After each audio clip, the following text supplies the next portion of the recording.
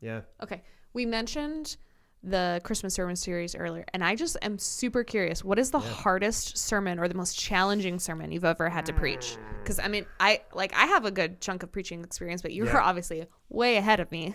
So what's way ahead. What's the hardest one that you've ever had to do? Oh, golly. Okay. I mean, the first thought that comes to mind is like funerals, right? Like funeral preaching. Really? Preaching at funerals. Okay. Oh yeah, I don't want to have the gift of suffering.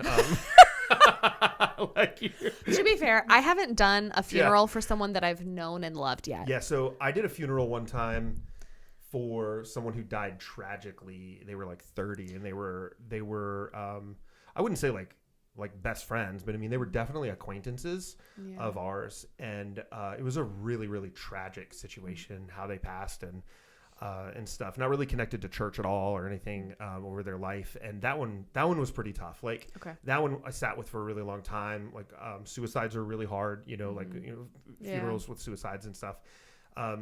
So that can be tough. I did do a sermon one time on forgiveness.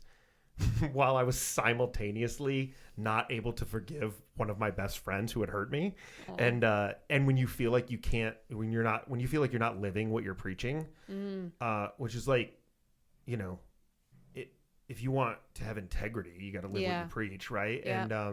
And so unforgiveness, that one was a really tough one. One time you asked the hardest one and I'm giving you a gazillion.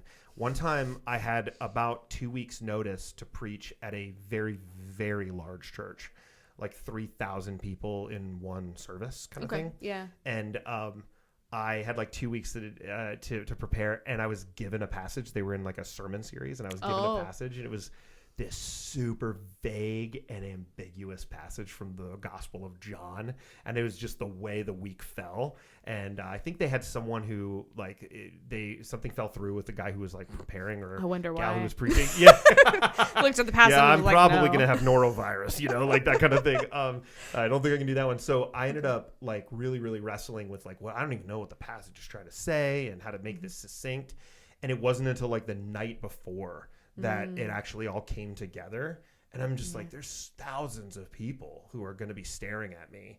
So the anxiety of preaching sometimes isn't even like getting up on stage. By then you should be prepared. Like by then you should have done all of your prep. You should have been prayed up. You should have gone through it multiple times. So that's probably the best way I could explain that would be like, sometimes it's actually the prep that's really anxiety inducing rather than the actual preaching. So that's probably mine. What about you? So mine I actually did last year, maybe the year before. I'm losing track of what years it is. It's 2025. It is 2025. I think it was in 2022. 2023? It was in 2023.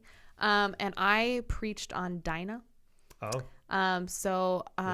Dinah is a really, really rough story. So if you don't know, Dinah is a woman who goes out to meet some people and is subsequently raped, and then when her brothers find out, they go and they commit mass murder of every male in the family. Revenge always works. And so given my history, like that was a really, really tough. hard sermon to preach. But what was really wild is as we were the series that we were in at the time was reading through Genesis, and we're having the congregation read 3 chapters every week, and it fell in those 3 chapters. And I felt like it would be irresponsible as a pastor to have the congregation be reading those chapters and not walk them through that. Yeah, sure. Like everything you can't else. Just skip that. Yeah, you it's can't not like just a cafeteria where you're like, I don't like that. Yeah. Tuna sandwich, no way. Yeah. And that week also happened to fall on the week where we were offering a trauma training for all of our children's ministry and youth ministry volunteers. Okay. And so it was a heavy weekend. Yeah. Just like that's the baseline. A heavy weekend because of everything else that we were going to be doing. Yeah. And then given my history with sexual trauma, I was just like, this is going to be impossible. And so I was already struggling with the sermon prep because the one thing you don't see in that story is God. At no point during that entire storyline do you see anyone ask God's opinion? Yeah, sure. And so it's almost like God isn't there, which is not true. Yeah, you want to clarify that? But like, Yeah. that's what it feels like. Yeah, and sure. so as I was preaching it, like I was struggling with how to even have the conversation, like how do you preach a sermon on this when there's almost no redeeming value of the story, right? Wow. So I was struggling with that. And then the night before, into the sermon, I wove in parts of my story to let people know, like, how I relate to this passage and how, like, it's not easy to navigate this, right? But like you can navigate it, and I want people to know what God feels about rape. And so I was trying to weave that in, and the night before, I felt God telling me that I needed to change my introduction. And I was like, no, I'm not doing it. Because at that point in time in my life, my family did not know who had done my trauma, like who had attacked me. And that was a line that we had drawn.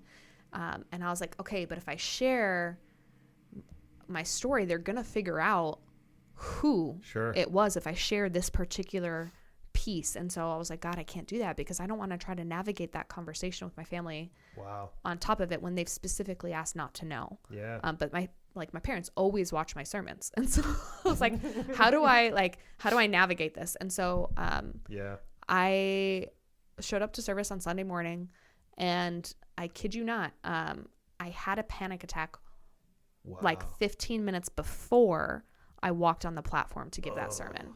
And so while I was on the platform starting my sermon, I was like, my heart rate was still coming down from the panic attack. And so that was rough. Just a little bit. Yeah. So that was the hardest sermon I've ever had to preach, because it did require me, like I did ultimately obey God and share that piece of that story, but it did lead to further conversations with my family after the fact. How much do you have to think about your family when you're putting sermons together? All the time. Yeah, me too. All the time. I'm like, I wonder what my mom and dad are going to think about this. Yeah. Oh gosh. Or this is the first time they're going to hear about this. Yeah. Or like I shared a story about one time when they left me at a car dealership. And so I was like, I don't want them to feel like I'm telling people that they're bad parents, like, because they weren't, like, it was totally me and my like literal self. And so like, I have to really process through how I share or communicate stories that include them. 'Cause I don't want them to ever feel like I'm creating a bad impression of them or something, sense. I had to really think through that with the Awkward Family Christmas series. Like, oh gosh, what are they thinking? Like, how do I navigate this? I just told a story about breaking my nose the other day, and my dad emails me after he watches the sermon and was like, dude, I was dying listening to that story. And I was like, oh yeah, my dad wouldn't know about that. I was living like 1,200 miles away, like he doesn't know about the time I broke my face. Yeah. So anyway, all the things. It's so true.